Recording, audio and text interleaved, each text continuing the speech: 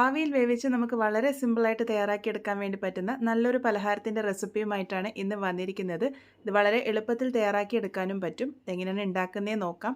അതിനായിട്ട് ആദ്യം തന്നെ ഞാനിവിടെ ഉരുളക്കിഴങ്ങാണ് എടുത്തിരിക്കുന്നത്. അത്യാവശ്യം വലുപ്പമുള്ള 2 ഉരുളക്കിഴങ്ങ് ഞാനിവിടെ തൊലിയൊക്കെ കളഞ്ഞ് വെള്ളത്തിലേക്ക് ഇട്ട് കൊടുത്തിട്ടുണ്ട്.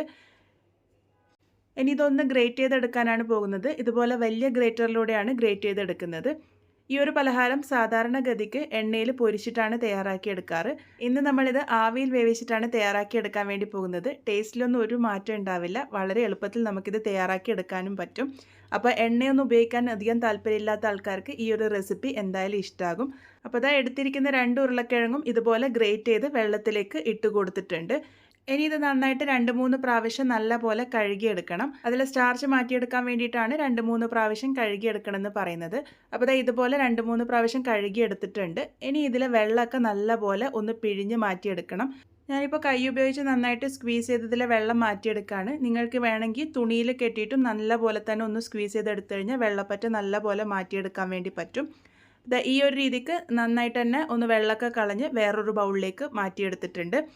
ഇനി ഇതിലേക്ക് എരിവിന് പാകത്തിന് 1 ടീസ്പൂൺ ചില്ലി ഫ്ലേക്സ് ആണ് ചേർത്ത് കൊടുത്തത്. ഇതിന് പകരം നിങ്ങൾക്ക് മുളക് പൊടി ചേർത്ത് കൊടുക്കാവുന്നതാണ്. ഇതിലേക്ക് പാകത്തിന് ഉപ്പ് ചേർത്ത് കൊടുക്കാം. ഏകദേശം 1 ടീസ്പൂണോളം ഉപ്പ് ചേർത്ത് കൊടുത്തിട്ടുണ്ട്. ഇതിലേക്ക് 2 ടേബിൾ സ്പൂൺ മൈദ ചേർത്ത് കൊടുക്കാം.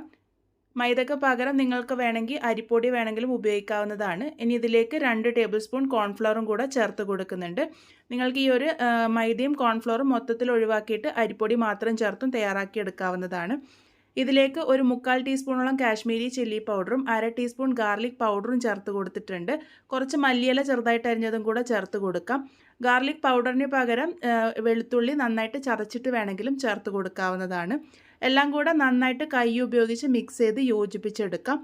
ഈ ഒരു രീതിക്കാണ് നമ്മളുടെ കൂട്ടുണ്ടാകുക. വെള്ളമൊന്നും ഒഴിക്കേണ്ട ആവശ്യമില്ല. ഇനി ഇത് ഏത് പാത്രത്തിലാണോ ആവി കയറ്റി എടുക്കാൻ വേണ്ടി പോകുന്നത് ആ ഒരു പാത്രം ഒന്ന് എണ്ണ തടവി എടുക്കുന്നുണ്ട്. ഞാൻ ഇതുപോലത്തെ പ്ലേറ്റിലാണ് ഇത് തയ്യാറാക്കി എടുക്കാൻ വേണ്ടി പോകുന്നത്.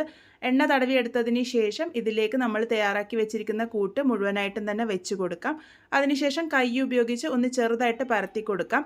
ഒരുപാട് നേർത്ത് പരത്തരുത്, ഒരല്പം കനത്തിൽ വേണം പരത്തിയെടുക്കാൻ വേണ്ടിയിട്ട്. അരികുകളൊക്കെ ഒന്ന് ലെവൽ ചെയ്ത് ഇതുപോലെ എടുത്തിട്ടുണ്ട്.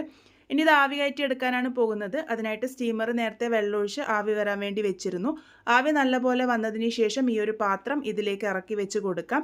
അതിനുശേഷം അടച്ച് വെച്ച് ഹൈ ഫ്ലെയിമിൽ വെച്ചിട്ട് തന്നെ ഒരു 10 മിനിറ്റ് നേരം നല്ലപോലെ തന്നെ ആവി കയറ്റിയെടുക്കാം. ഇപ്പോൾ ഇതാ 10 മിനിറ്റ് ആയിട്ടുണ്ട്. നല്ലപോലെ തന്നെ ഇത് വെന്തൊക്കെ വന്നിട്ടുണ്ട്. ഇതിൻ്റെ ചൂടാറാൻ വേണ്ടിയിട്ട് നമുക്ക് മാറ്റി വയ്ക്കാം. ചൂട് ഒരല്പം ആറി വന്നതിന് ശേഷം മാത്രം ഇത് ഡിമോൾഡ് ചെയ്തെടുക്കുക. അല്ലാന്നുണ്ടെങ്കിൽ പൊട്ടിപ്പോവാനുള്ള സാധ്യതയുണ്ട്. അപ്പോൾ ഇത് ഞാനിപ്പോൾ ഇവിടെ മാറ്റിയെടുത്തിട്ടുണ്ട്. ഇനി ഇത് ചെറിയ ചെറിയ ക്യൂബായിട്ട് കട്ട് ചെയ്തെടുക്കാനാണ് പോകുന്നത്. നിങ്ങൾക്ക് ഇഷ്ടമുള്ള ഷേപ്പിൽ ഇത് കട്ട് ചെയ്തെടുക്കാവുന്നതാണ്. ഞാനിപ്പോൾ ഇവിടെ ചെറിയ ക്യൂബായിട്ടാണ് കട്ട് ചെയ്തെടുക്കുന്നത്. കഴിക്കാനും ഈസി ആയിരിക്കും, കാണാനും നല്ല ഭംഗിയായിരിക്കും. ഈ ഒരു രീതിക്ക് നമുക്ക് ഈസി ആയിട്ട് തന്നെ ഇത് കട്ട് ചെയ്തെടുക്കാൻ വേണ്ടി പറ്റും. ഇതുപോലെ ഞാനിപ്പോൾ എല്ലാം തന്നെ കട്ട് ചെയ്തെടുത്തിട്ടുണ്ട്. ഇതിങ്ങനെ വേണമെങ്കിൽ നിങ്ങൾക്ക് കഴിക്കാം. അല്ലാന്നുണ്ടെങ്കിൽ ഇതൊരു സോസിലും കൂടെ നമ്മൾ കവർ ചെയ്തെടുക്കുന്നുണ്ട്. സോസും കൂടെ വരുമ്പോഴാണ് ഇതിൻ്റെ രുചി നല്ലപോലെ കൂടുന്നത്. അപ്പോൾ അതിനായിട്ട് ഒരു പാനിലേക്ക് 1 ടേബിൾ സ്പൂണോളം എണ്ണ ഒഴിച്ച് കൊടുത്തിട്ടുണ്ട്. എണ്ണ ഒന്ന് ചൂടായി വരുമ്പോൾ അതിലേക്ക് ഒരു പച്ചമുളക് ചെറുതായിട്ട് അരിഞ്ഞതും ഒരു 5-6 അല്ലി വെളുത്തുള്ളി ചെറുതായിട്ട് അരിഞ്ഞതും കൂടെ ചേർത്ത് കൊടുക്കാം. ഹൈ ഫ്ലെയിമിൽ ഒന്ന് നല്ലപോലെ തന്നെ സോട്ട് ചെയ്തെടുക്കാം. ഇപ്പോൾ വെളുത്തുള്ളിയുടെ ഒക്കെ കളറൊക്കെ മാറി വന്നിട്ടുണ്ട്. ഇനി ഇതിലേക്ക് ഒരു ചെറിയ സവാള ചെറുതായിട്ട് അരിഞ്ഞതാണ് ചേർത്ത് കൊടുത്തിരിക്കുന്നത്. ഒരു ചെറിയ സവാള എടുത്തിട്ടുള്ളൂ, നല്ല പൊടിയായിട്ട് തന്നെ അരിഞ്ഞെടുത്തിട്ടുണ്ട്. അത് വീണ്ടും ഹൈ ഫ്ലെയിമിൽ തന്നെ ഒന്ന് നന്നായിട്ട് സോട്ട് ചെയ്തെടുക്കാം. ഇനി ഇതിലേക്ക് ചേർക്കാനായിട്ട് ഒരു സോസ് തയ്യാറാക്കിയെടുക്കാനുണ്ട്. ഒരു പാത്രത്തിലേക്ക് 2 ടേബിൾ സ്പൂൺ ഷേസ്വാൻ സോസ് ചേർത്ത് കൊടുത്തിട്ടുണ്ട്. ഷേസ്വാൻ സോസ് സൂപ്പർ മാർക്കറ്റിൽ വാങ്ങാൻ കിട്ടും. കയ്യിലില്ലാന്നുണ്ടെങ്കിൽ റെഡ് ചില്ലി സോസോ ചില്ലി ഗാർലിക് സോസോ ഉപയോഗിക്കാവുന്നതാണ്. ഇതിലേക്ക് 1 ടേബിൾ സ്പൂൺ ടൊമാറ്റോ സോസും കൂടെ തന്നെ 1/2 ടീസ്പൂൺ ഡാർക്ക് സോയാ സോസും കൂടെ ചേർത്തിട്ടുണ്ട്. എല്ലാം കൂടെ നന്നായിട്ട് ഒന്ന് മിക്സ് ചെയ്തെടുക്കുന്നുണ്ട്.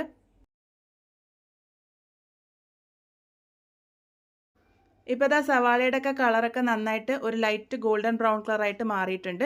ഈ ഒരു സമയത്ത് ഫ്ലെയിം ഏറ്റവും ലോ ആക്കിയിട്ട് നമ്മൾ തയ്യാറാക്കി വെച്ചിരിക്കുന്ന സോസ് മുഴുവനായിട്ടും തന്നെ ചേർത്ത് കൊടുക്കാം. ചേർത്ത് കൊടുത്തതിന് ശേഷം ഒന്ന് മിക്സ് ചെയ്തെടുക്കാം. ഒന്ന് മിക്സ് ചെയ്തെടുത്തതിന് ശേഷം ഞാനിതിലേക്ക് 1 ടേബിൾ സ്പൂൺ വെള്ളം കൂടെ ചേർത്ത് കൊടുക്കുന്നുണ്ട്. വെള്ളം കൂടെ ചേർത്ത് കൊടുത്തതിന് ശേഷം നല്ലപോലെ തന്നെ ഒന്ന് യോജിപ്പിച്ചെടുക്കാം. ഒരുപാട് തിക്കായി പോയ പോലെ തോന്നിയതുകൊണ്ടാണ് വെള്ളം ചേർത്ത് കൊടുത്തിരിക്കുന്നത്. ഒരല്പം വെള്ളം ചേർക്കുന്നതാണ് നല്ലത്.